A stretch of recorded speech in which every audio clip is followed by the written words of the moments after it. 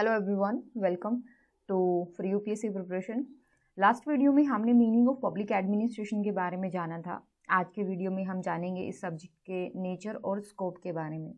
इससे पहले मैं आपको बता दूं कि हमारा आंसर राइटिंग का एक प्रोग्राम चल रहा है जिसमें आपको बेसिकली डेली आंसर राइटिंग के लिए क्वेश्चंस दिए जाते हैं। उसके बाद में फिर वीकली टेस्ट होते हैं, फिर मंथली 2 बार टेस्ट कंडक्ट किया जाता है।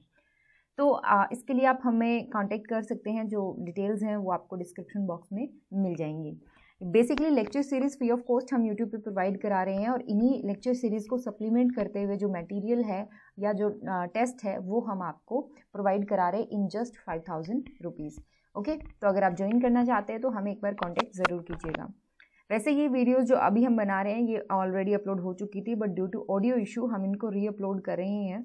ओके, अगर फिर भी आपको लगता है कि किसी प्रकार का कोई टेक्निकल या एक्सप्लेनेशन के अंदर कोई इशू आ रहा है तो आप कमेंट सेक्शन में हमें बता सकते हैं। हम कोशिश करेंगे नेक्स्ट वीडियोस के अंदर उनको रिजॉल्व करने की। तो जैसा कि हमने समझा लास्ट टाइम कि पब्लिक एडमिनिस्ट्रेशन का मीनिंग क्या होता है, अब हम समझते हैं कि ये पब्लिक एडमिनिस्ट्रेशन गवर्नमेंट के कौन से ऑर्गन से डील करता है। लास्टली मैंने आपको बताया था कि गवर्नमेंट के 3 ऑर्गन होते हैं, लेजिस्लेचर, एग्जीक्यूटिव एंड जुडिशरी। तो जो वाइडर व्यू है वो ये मानता है कि पब्लिक एडमिनिस्ट्रेशन का काम है गवर्नमेंट के काम से। ठीक है, मतलब पब्लिक एडमिनिस्ट्रेशन के अंदर वो सारी एक्टिविटीज आती हैं जो गवर्नमेंट के तीनों ब्रांचेस की एक्टिविटी है, फिर चाहे वो लेजिस्लेचर हो, एग्जीक्यूटिव हो, चाहे फिर वो जुडिशरी हो। ये याद रखिएगा, मतलब ये तीनों के तीनों ऑर्गन जो हैं वो पब्लिक एडमिनिस्ट्रेशन के दायरे में आते हैं, ऐसा मानना था वाइडर व्यू का। और इसके सपोर्टर हैं जैसे एल डी वाइट प्रोमिनेंट है, वुड्रो विल्सन भी इसमें आते हैं। ठीक है, तो ये नाम आप याद रखेंगे। इसके अलावा हॉक्सन है, फिफ्नर एंड डिमॉक हैं, इनका भी नाम आप ध्यान रख सकते हैं। फिर आता है नैरोअर व्यू वाले, जो ये मानते हैं कि सिर्फ और सिर्फ जो एग्जीक्यूटिव ब्रांच होती है ना वही पब्लिक एडमिनिस्ट्रेशन का काम है, लेजिस्लेचर और जुडिशरी से हमारा कोई लेना देना नहीं है। ये जो नैरोअर व्यू है इसको सपोर्ट करने वाले लोग हैं जिसमें नाम आता है प्रोमिनेंट हर्बर्ट साइमन का, फायोल का, ल्यूथर गुलिक का एंड बेसिकली इसके अलावा विल्बाय हैं और विटीड हैं, इनका भी नाम आता है as a supporter of narrower view. So public administration is concerned with how law should be administered and with equity, speed and without friction. Public administration का काम है ये देखना कि कैसे हम अपने जो लॉ हैं उनको अच्छे से इम्प्लीमेंट कर सकते हैं इक्विटी के साथ। मतलब समाज का कोई भी तबका ऐसा नहीं होना चाहिए जहाँ जिस तबके तक उस लॉ का या उस स्कीम का कोई भी पब्लिक पॉलिसी है उसका फ़ायदा न पहुँचे। ठीक है, तो इक्विटी के साथ हो, स्पीड और विदाउट फ्रिक्शन, मतलब ऐसी पॉलिसीज, ऐसे लॉ नहीं होने चाहिए जो कम्युनिटीज़ के अंदर फ्रिक्शन क्रिएट करें या पब्लिक और गवर्नमेंट के बीच में फ्रिक्शन क्रिएट करें। ठीक है, तो public administration non political machinery होती है गवर्नमेंट की, carrying on its work for the welfare of people according to the law set by the state. Basically जो कानून सरकार बनाती है उन्हीं को इम्प्लीमेंट करने का काम आपका पब्लिक एडमिनिस्ट्रेशन करता है और ये नॉन पॉलिटिकल मशीनरी होती है। इस टर्म को याद रखिएगा। ठीक है, so public administration has to do with people and not with the things. ये चीज़ें भी आपको तब समझ में आएंगी जब आप थ्योरीज पढ़ोगे, तब आपको रियलाइज होगा कि जो अर्लियर थिंकर्स थे उनका मेन फोकस मेथड्स पे था, इंसानों पर नहीं। मेथड्स कैसे हम बेहतर बना सकते हैं, बट बाद में जो थ्योरीज डेवलप हुई उनका फोकस शिफ्ट हुआ टुवर्ड्स द पीपल। उनका ये मानना था कि हम कैसे लोगों को मोटिवेट कर सकते हैं ज़्यादा अच्छा काम करने के लिए, हम कैसे बढ़िया डिसीजन ले सकते हैं, कैसे कम्युनिकेट अच्छे से कर सकते हैं, कैसे अच्छा एक लीडर हम डेवलप कर सकते हैं, बना सकते हैं। सो पब्लिक एडमिनिस्ट्रेशन का काम लोगों से डील कर रहा है, ना कि चीज़ों से। There is a school of thought which holds that in future the tendency will be from administration of persons to the administration of things. ये लोगों का मानना है कि आने वाले समय में हम लोगों को नहीं बल्कि चीज़ों को एडमिनिस्टर करना शुरू करेंगे। But this is not a correct view. Why? Because अगर अच्छे पर्सन्स आपके पास हैं तो थिंग्स तो अपने आप अरेंज हो ही जाएंगे ultimately what matters is the participation of human element. And obviously जो चीज़ें हैं, जो रिसोर्सेज हैं, नो डाउट बहुत इंपॉर्टेंट हैं हमारे लिए, क्योंकि हमें उन रिसोर्सेज को अच्छे से यूटिलाइज करना है, हमें चीज़ों को अच्छे से ऑर्गेनाइज करना है, अरेंज करना है। But you can not administer the things. How you can administer a building? Building भी तभी एडमिनिस्टर होगी ना जब वहाँ पे लोग काम कर रहे होंगे, अदरवाइज किसको ऑर्डर्स दोगे, किससे काम करवाओगे? दीवारों से? नहीं ना। तो यही चीज़ें हैं कि थिंग्स इम्पॉर्टेंट है, बिल्डिंग का होना ज़रूरी है, लेकिन एडमिनिस्टर आप बिल्डिंग को नहीं कर सकते, उसके लिए उस बिल्डिंग में लोगों का होना भी बहुत ज़्यादा ज़रूरी है। So administration has to do with human beings for which it is meant. ये याद रखिएगा, when we talk about the administration, तो इसका मतलब हम ह्यूमन बींग से डील करने वाले हैं। It is managed by the human beings and it serves human being. Administrator should administer law as it is. ये याद रखिएगा कि जब पॉलिसीज बनाई जाती हैं, ठीक है, तब अगर एडवाइस मांगी जाए एडमिनिस्ट्रेटर से, तो उसको बिल्कुल सही एडवाइस देनी चाहिए, न्यूट्रल रह करके एक एडवाइस देनी चाहिए कि ओके ऐसा काम हम कर सकते हैं, ये प्लस पॉइंट है, ये नेगेटिव पॉइंट है, ये कंसर्न अराइज हो सकते हैं, उन कंसर्न को हम ऐसे डील कर सकते हैं। एडवाइस उसकी सही होनी चाहिए। अब उसकी एडवाइस को गवर्नमेंट मानती है या नहीं मानती और पॉलिसी बना लेती है, तब उस पर्सन को जैसा लॉ बनाया गया, जैसा पॉलिसी बनाएंगे, उसको वैसा का वैसा ही इम्प्लीमेंट करना है। ये उसका काम नहीं है गवर्नमेंट की पॉलिसीज को क्रिटिसाइज करना, ठीक है, लेकिन उसको पता होना चाहिए कि ये जो पॉलिसी है इसकी इम्प्लीमेंटेशन के दौरान मेरे सामने ये इश्यूज आ सकते हैं, एंड अगर ऐसा इशू आता है तो मुझे उस सिचुएशन से कैसे डील करना है। न्यूट्रल होने का मतलब ये नहीं होता कि आप किसी चीज़ को कंसर्न ही ना रहो किसी चीज़ से। न्यूट्रल होने का मतलब ये होता है कि एडवाइस दो, बिल्कुल सही एडवाइस दो। अगर आपकी एडवाइस मानी जाती है वेल एंड गुड, नहीं मानी जाती है तो आप जैसा आपको कहा गया है वैसा आपने करना है। बट आपको इतनी अवेयरनेस आपके अंदर होनी चाहिए कि अगर मैं इस लॉ के तहत लोगों के पास जाऊंगा, मैं इसको इम्प्लीमेंट करूं, तो मेरे सामने क्या क्या इश्यूज आने वाले हैं और क्या मैं एबल हूं उन इश्यूज को हैंडल करने के लिए, ठीक है। तो ये होता है एक एडमिनिस्ट्रेटर का काम। अब आगे देखते हैं।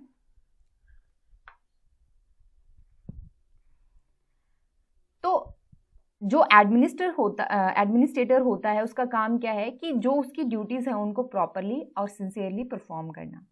इसमें निग्रोज क्या कहते हैं, पब्लिक एडमिनिस्ट्रेशन क्या है, what is the definition of public administration?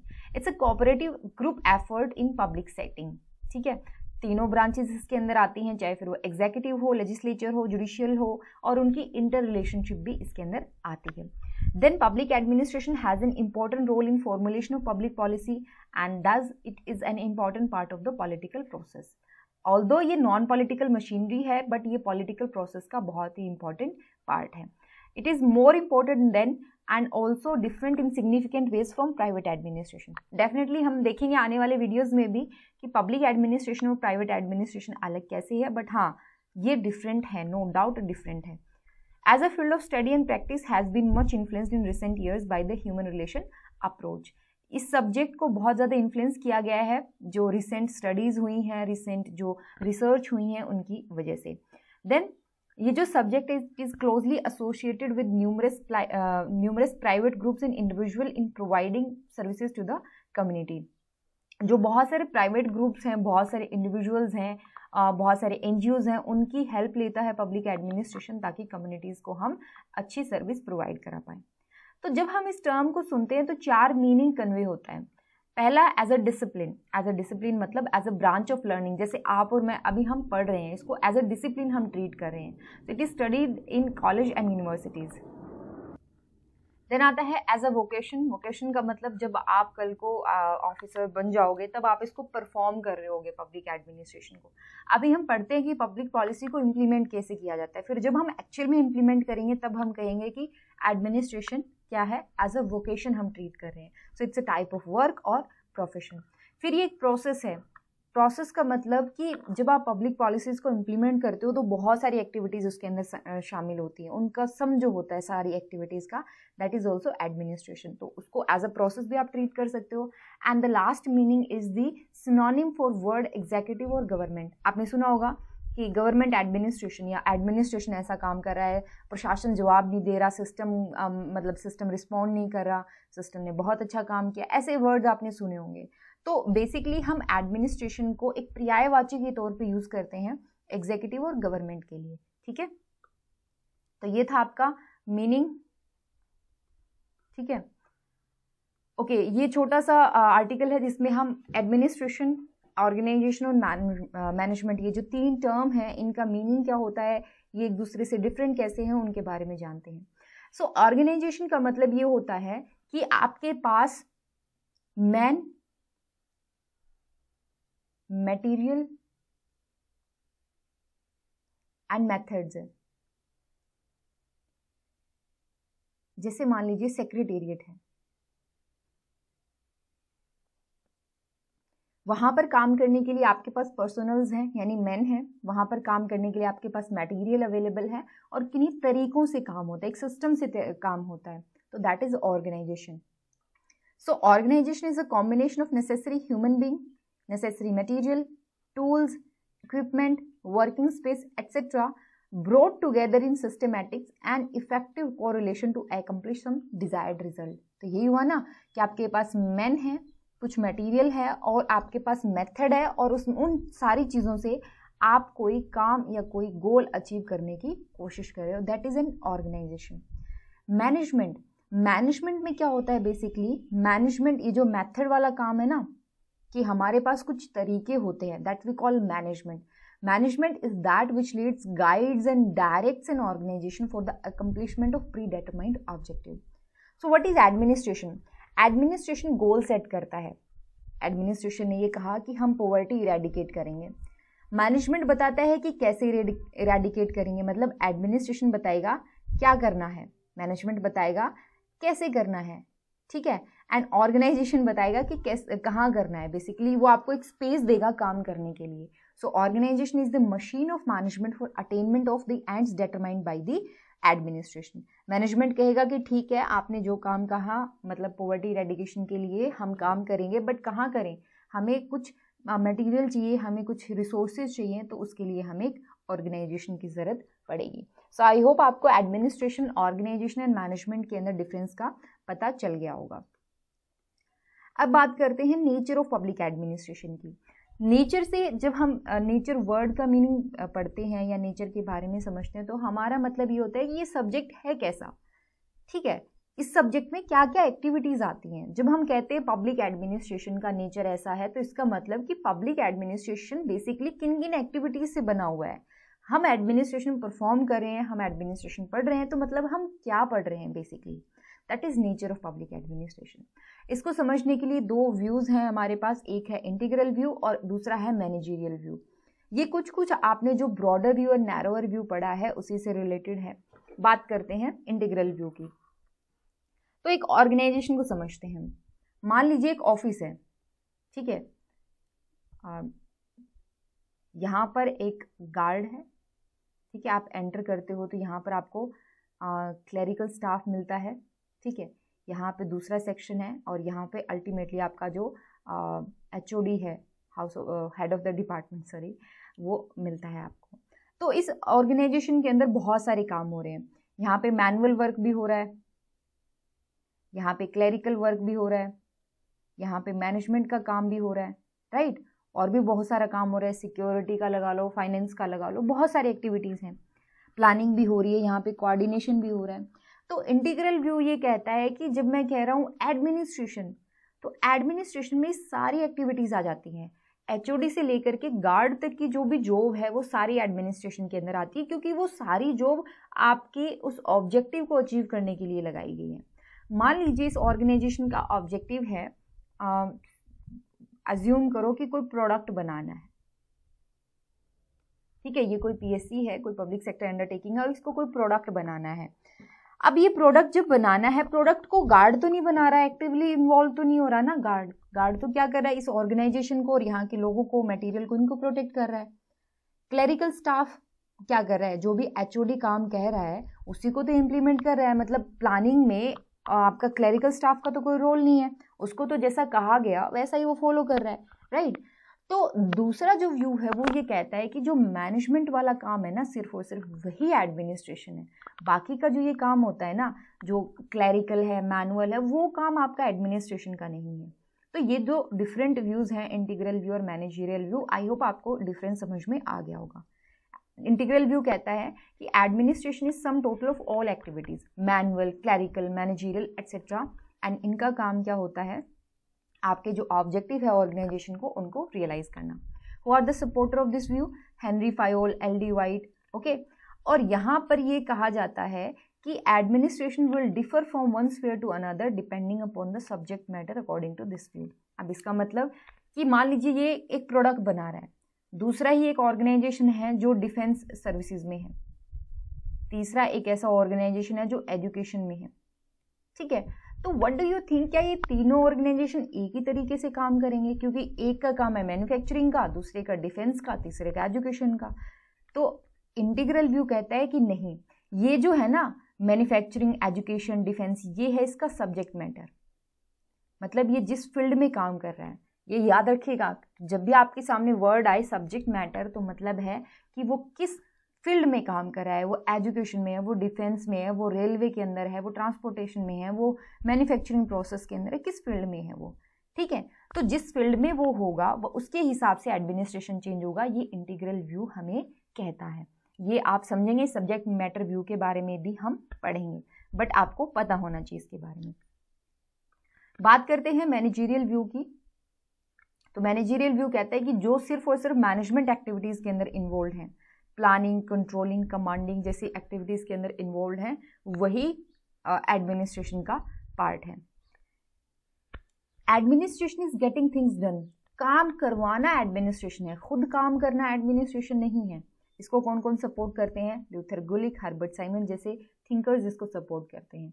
और इनके अकॉर्डिंग एडमिनिस्ट्रेशन डिफर नहीं करेगा according to subject matter. Y?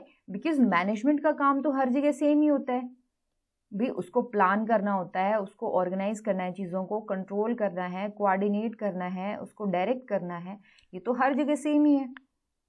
तो मैनेजरियल व्यू के अकॉर्डिंग एडमिनिस्ट्रेशन सब्जेक्ट मैटर के हिसाब से डिफर नहीं करेगा, बट इंटीग्रल व्यू के हिसाब से आपका सब्जेक्ट मैटर डिफर करेगा, सब्जेक्ट मैटर के हिसाब से आपका एडमिनिस्ट्रेशन डिफर करेगा, अलग होगा।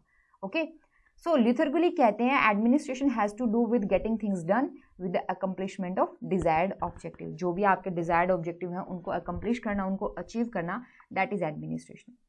अब बात ये है कि क्या इंटीग्रल व्यू सही है या फिर मैनेजरियल व्यू सही है, क्योंकि दोनों तो एक साथ सही नहीं हो सकते। तो कंक्लूजन ये निकल के आता है कि इनमें से कोई सा भी व्यू बिल्कुल परफेक्ट नहीं है। Neither of the two views are without defect, कोई सा भी बिना डिफेक्ट के नहीं है। क्यों? क्योंकि जो करेक्ट मीनिंग है एडमिनिस्ट्रेशन का, it would be depended upon the context in which it is used. ये याद रखिएगा कि पब्लिक एडमिनिस्ट्रेशन का जो मीनिंग है वो उस कॉन्टेक्स्ट पे डिपेंड करेगा जहां पर वो यूज हो रहा है। अब ये जो स्टेटमेंट है, the correct meaning of the term public administration would dependent upon the context in which it is used, इसी स्टेटमेंट को थोड़ा सा तोड़ मरोड़ के आपसे एग्जाम में पूछा जा सकता है कि administration, the meaning of administration is contextual, please explain. तो यहाँ पर मुद्दा ये आ जाता है कि आपने कितने अच्छे से इस सब्जेक्ट को पढ़ा है, कितने अच्छे से आपने प्रैक्टिस करी है, आंसर्स कैसे लिखे हैं, तो इन चीज़ों को आप इजीली कैच कर पाओगे और अच्छे से आंसर्स लिख पाओगे। ठीक है, डिमोक एंड कोइंग इसको समअप करते हैं इस पूरी स्टेटमेंट को या इस पूरे डिस्कशन को, जिसमें कहा गया कि public administration as a study, as a field of study, examines every aspect of government's effort to discharge the law and to give effect to public policy। जब हम बात करते हैं इसकी स्टडी की, तो ये देखता है कि गवर्नमेंट लॉ बना कैसे रही है, पब्लिक पॉलिसीज को इम्प्लीमेंट कैसे कर रही है, वो सारी एक्टिविटीज इसके अंदर आ जाएंगी, हर एक आस्पेक्ट इसमें आ जाएगा। But as a process it is all the steps taken between the time and enforcement agency assume jurisdiction and the last break is placed. ठीक है, तो अब इसके एज अ प्रोसेस के ऐसे आता है कि मान लीजिए आपको कोई काम सौंपा गया, कोई ऑर्गेनाइजेशन है, फॉर एग्जांपल एनजीटी है, उसको काम दिया गया कि हम जो भी रिवर वाटर लिंकिंग प्रोजेक्ट कर रहे हैं, जो रिवर है उनको इंटरलिंक करने का जो काम कर रहे हैं, उसके बारे में आपकी क्या राय है। तो अब एकदम से ये जुरिसडिक्शन इसको सौंपा गया, ठीक है, ये एनफोर्समेंट का काम इसको दिया गया, और जब तक ये एनफोर्समेंट का काम पूरा नहीं हो जाता, तो ये जितनी एक्टिविटीज परफॉर्म कर रहा है, तो ये क्या आता है, ये पूरी प्रोसेस आ जाती है कि यहाँ पर ये एडमिनिस्ट्रेशन का काम हो रहा है। एज अ वोकेशन के तौर पे हम बात करें तो it is organizing and directing the activities of others in public agency. इसका काम क्या होता है, ऑर्गेनाइज करना एंड दूसरों की एक्टिविटीज को डायरेक्ट करना in a public agency, public organization के अंदर। When you are directing others activities and you are organizing other people, then you can say कि हाँ यहाँ पे एडमिनिस्ट्रेशन का काम हो रहा है। ये था नेचर ऑफ पब्लिक एडमिनिस्ट्रेशन। अब बात आती है स्कोप ऑफ पब्लिक एडमिनिस्ट्रेशन की। ठीक है, तो यहाँ पे इम्पॉर्टेंट है पोस्ट का व्यू, सब्जेक्ट मैटर व्यू। आज वीडियो काफ़ी लेंथी हो चुका है तो आज हम डिस्कस नहीं करेंगे इसको, हम कल डिस्कस करेंगे, ठीक है। एक बार अगर आप हमारा टेस्ट सीरीज़ वाला प्रोग्राम ज्वाइन करना चाहते हैं तो आप हमें कांटेक्ट कर सकते हैं। जो एक बार अगर आपको डिटेल्स नहीं मिलती हैं या आपको कोई प्रॉब्लम आती है तो आप कमेंट सेक्शन में हमें बता सकते हैं, अदरवाइज डायरेक्ट हमें कांटेक्ट कर सकते हैं हमारे व्हाट्सएप नंबर 9896859767 पे, ठीक है। तो चलिए फिर कल मिलते हैं with the new topic. Till then, take care and thank you so much.